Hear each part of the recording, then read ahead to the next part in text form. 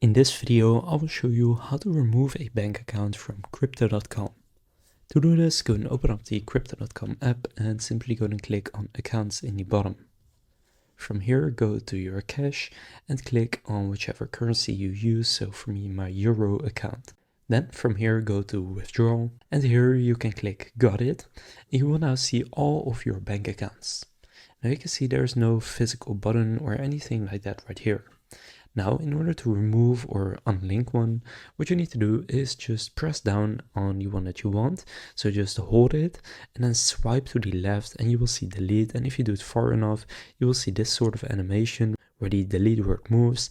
And if you then let go, it will be deleted.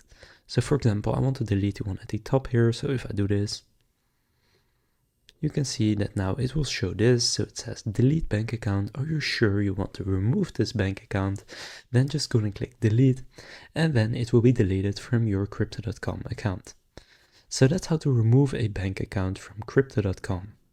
If this video was helpful, please consider leaving a like and subscribing to my channel. With that being said, I will see you in the next video.